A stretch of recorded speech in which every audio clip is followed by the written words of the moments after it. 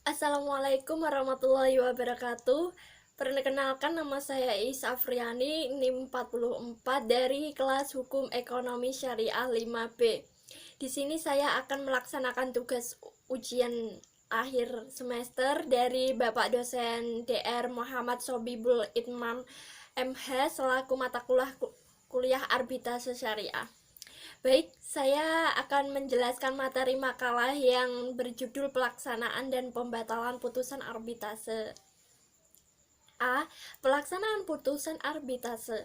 Penyerahan pendaftaran tersebut dilaksanakan dengan cara melakukan pencatatan dan pendatangan pada bagian akhir atau di pinggiran putusan oleh panitera pengadilan negeri.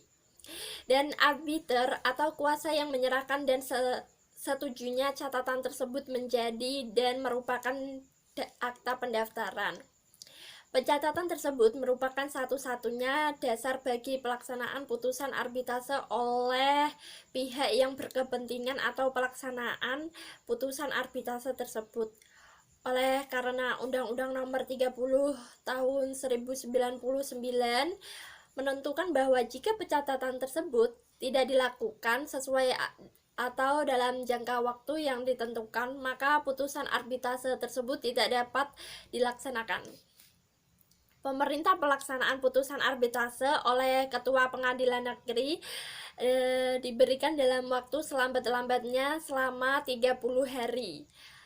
Setelah permohonan eksekusi didaftarkan kepada Ketua Pengadilan Negeri, Ketua Pengadilan Negeri didirikan hak untuk memeriksa terlebih dahulu apakah putusan arbitrase tersebut telah diambil dalam satu proses yang sesuai, di mana satu arbiter atau majelis arbitrase yang memeriksa dan memutuskan perkara tersebut telah diangkat oleh pihak sesuai dengan kehendak mereka.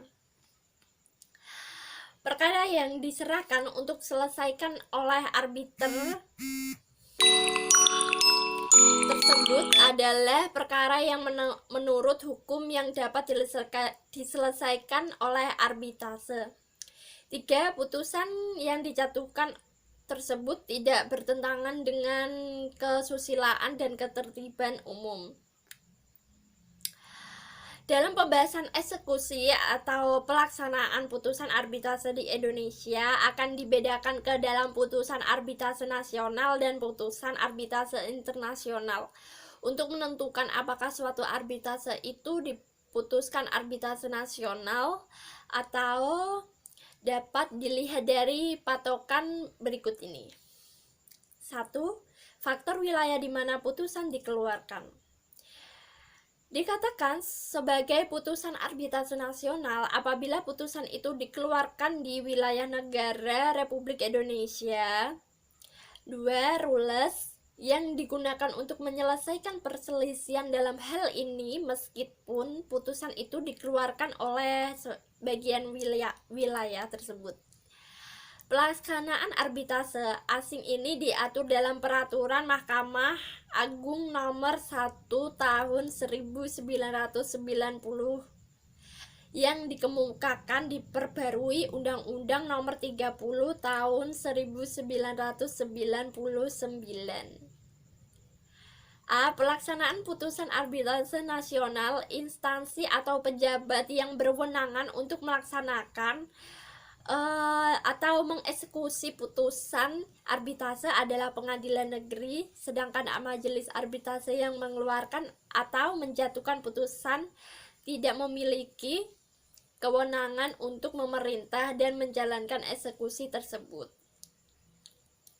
Pelaksanaan putusan arbitrase internasional. Putusan arbitrase nasional, pelaksanaan putusan arbitrase internasional ini pun melalui proses yang sama, yaitu pendaftaran lalu eksekusi. Namun perlu diingat kembali bahwa yang dimaksud dengan putusan arbitrase asing telah dikemukakan dalam bentuk Peraturan Mahkamah Agung pada nomor 1 tahun 1990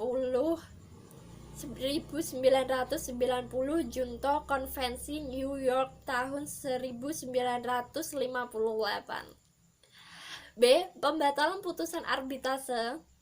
Putusan arbitrase itu bersifat final atau binding. Itu berarti putusan arbitrase tidak bisa dibandingkan dengan atau dikasasi. Meskipun demikian, masih ada upaya hukum yang dapat dilakukan oleh para pihak yang berselisih, yaitu upaya permohonan pembatalan terhadap putusan arbitrase tersebut. Sedangkan alasan yang dapat digunakan untuk permohonan putusan arbitrase tersebut juga mengandung unsur-unsur antara lain, yaitu surat atau dokumen yang diajukan dalam pemeriksaan setelah putusan dijatuhkan atau diakui palsu, dinyatakan palsu.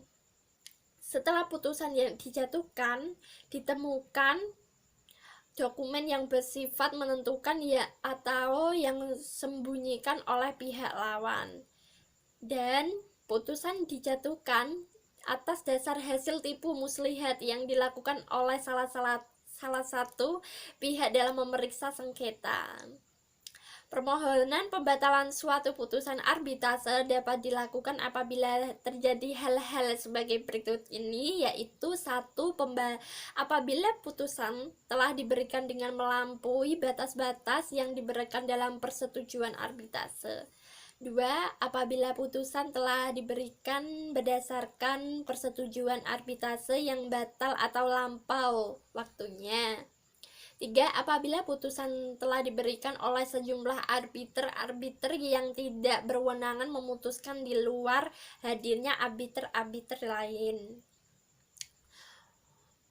Selanjutnya, syarat-syarat formal penahanan pembatalan, yaitu permohonan pembatalan menurut ICIT rule hanya bisa dilakukan secara tertulis. 2.